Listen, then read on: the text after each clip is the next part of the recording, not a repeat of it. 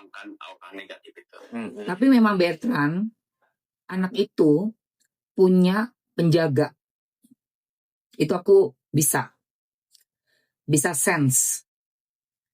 Bertrand, si Onyo itu punya penjaga. Top. Gak salah pilih.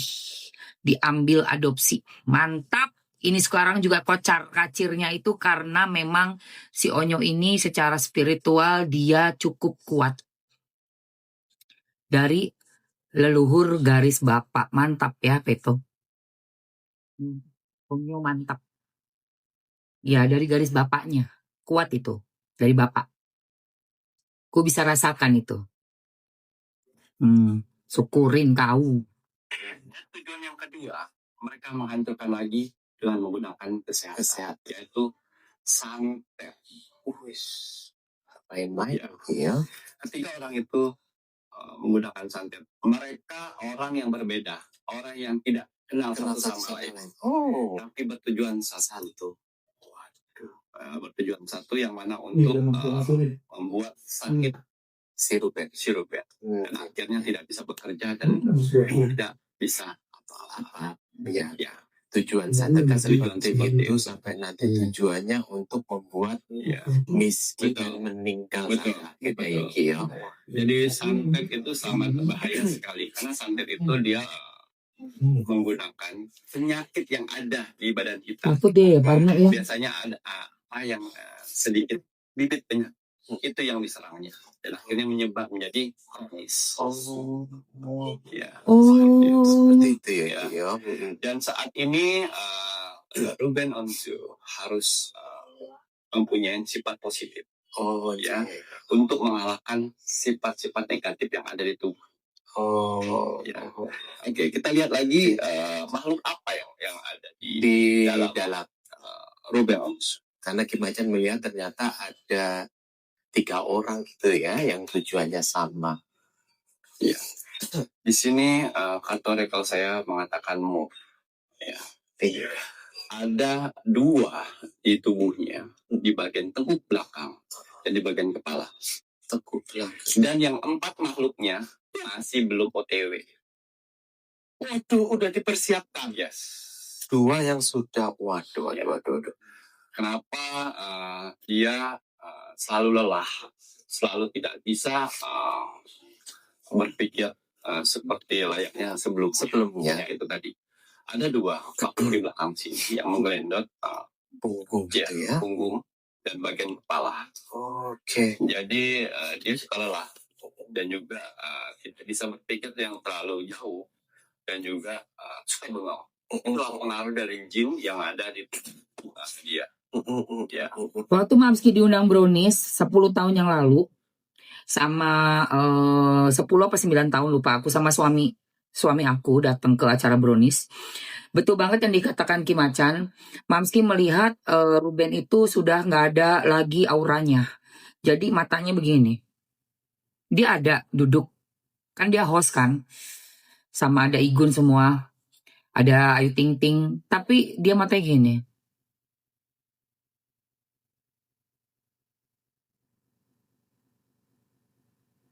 Iya bagus gitu. Kasihan banget.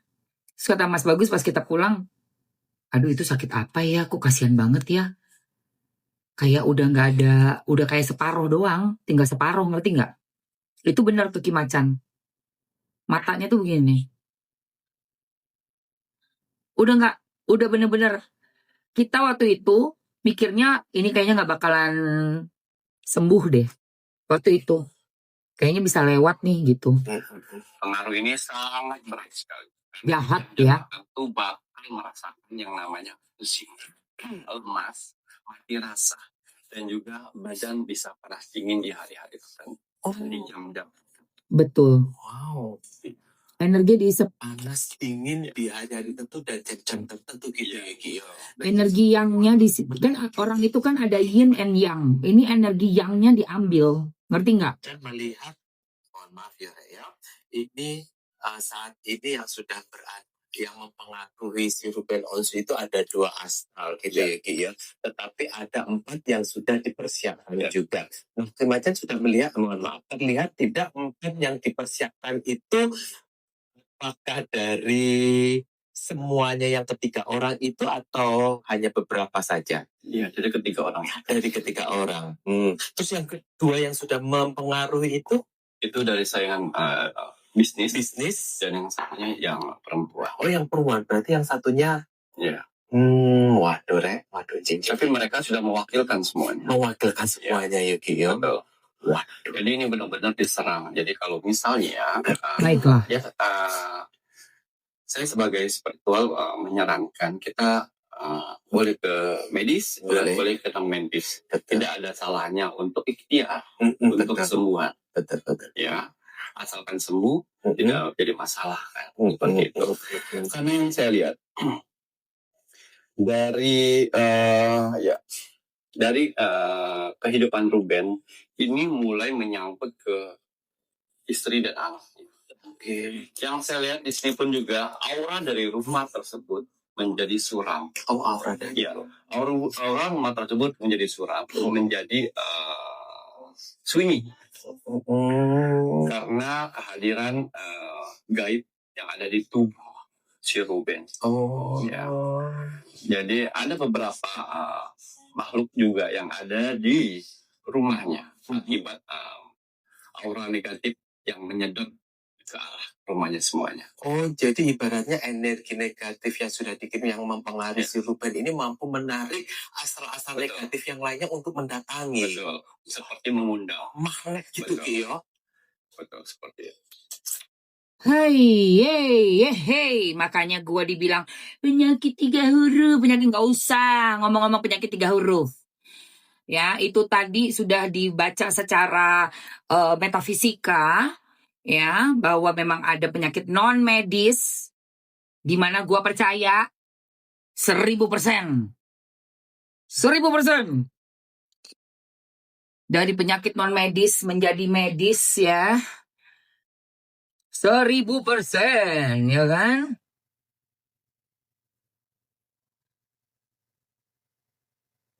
Justru orang-orang yang pura-puranya nggak percaya. Orang yang pura-puranya, kau jangan percaya itu. Tapi dia yang paling getol banget. Tolong dong, Mbah. Tolong dong. Nyai, ya. Tolong dong. Mbak Yu. Tolong saya, tolong, dan tolong. Seperti itu. Ya, pura-puranya seolah-olah nggak percaya. Gue sih paling nggak percaya.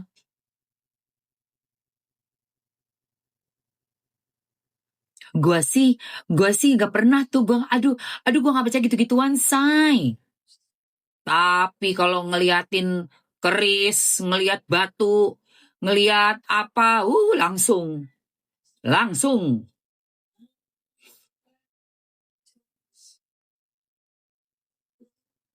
Ngerti nggak? Dan lucu ya, orang yang ngotot banget mempengaruhi biar orang tuh nggak percaya yang gaib. Tapi mengakunya beragama. Lucu. Sementara di agama semua, itu yang gaib sudah diceritakan dari zaman Adam dan Hawa. Si gaib ini. Kan jadinya kan kontradiksi ya. Jadi berlawanan gitu loh. Mengakunya orang beriman. Tapi pada saat kita dihadapkan oleh yang gaib dan kita berbicara nih tentang hal yang gaib, di-enyek gitu. Diketawain. Hari gini masih percaya gitu-gitu, tapi ngakunya orang bertuhan. Lucu nggak? Sementara di dalamnya Alkitab, di Al-Quran, di semua kitab-kitab agama yang kita tahu ya di dunia ini, diawali dengan hal yang gaib. Setan membujuk, mengelabui Hawa dan Adam dan Hawa, sehingga turunlah ke dunia. Kan begitu. Setan tuh siapa ya? Gaib. Gimana sih? Mengganggu manusia, ya iya, itulah tugasnya, kerjaannya. Pada saat disuruh menyembah kepada ciptaan Allah yang paling terbaru gitu ya, malaikat nurut. Si malaikat yang satunya ini ya setan ini, gak mau, sombong, angkuh. Itu loh, itu tuh basic dari keimanan seluruh agama. Basicnya yaitu melawan godaan seton, demit. Gitu loh, say. Kok lucu gitu?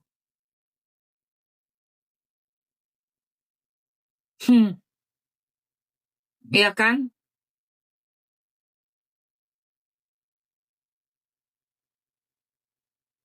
Tapi ku ambil kesimpulan, guys. Orang yang nggak percaya, sok-sok pura-pura nggak percaya, karena dia tuh nggak mau aksinya ketahuan sama orang-orang sekitarnya. Dia pesugihan, gitu ya, orang-orang yang sok-sok bilang nggak percaya ini, guys.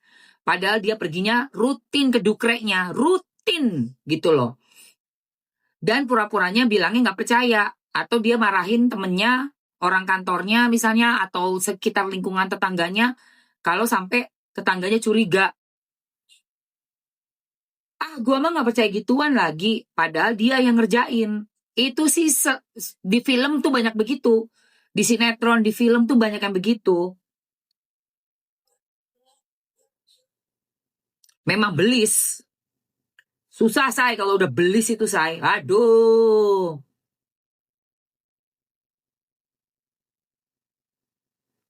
Sampai ini nih ada nih ya, cucunya dari Atuk. Atuknya itu jago, orang pinter gitu ya. Nih namanya nih lucu nih. Ini cewek ini lucu, guys. Dia sampai ngejelasinnya sampai gemes nih. Sama kayak gua. Sok-sok bilang nggak percaya lah, ngenyek orang padahal sendirinya pelaku. Nih ada nih dia ngomong nih. Namanya cewek itu siapa sih? Simpanan Rusia deh kalau nggak salah. Simpanan Rusia. Lucu deh dia ngomong itu belak-belakan banget. Dar-der-dor deh kalau ngomong. Demen gua.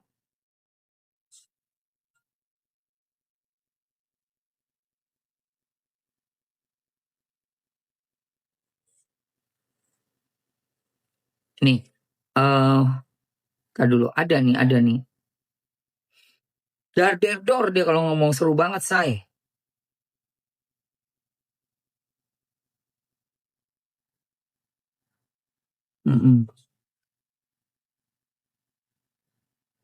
Gini loh, jangan hanya karena lu sering ketemu anjing.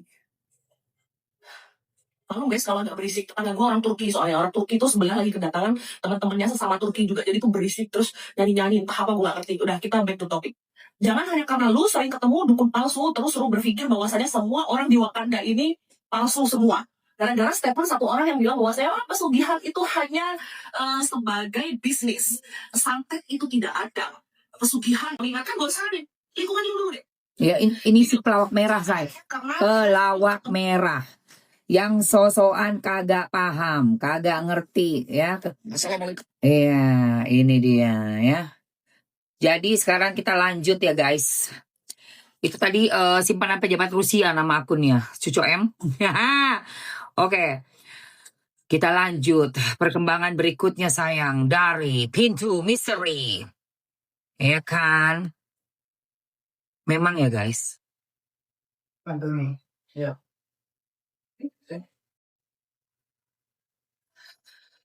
Kenapa sulit mendeteksi orang-orang yang memakai ilmu hitam?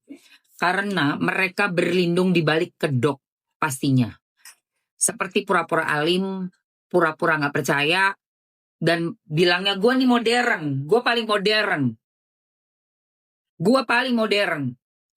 Gue punya agama dong, jadi gue nggak percaya begitu-begituan. Nggak percaya begitu-begituan. Padahal dia yang paling pertama kali diawali semuanya untuk nyari duit gitu.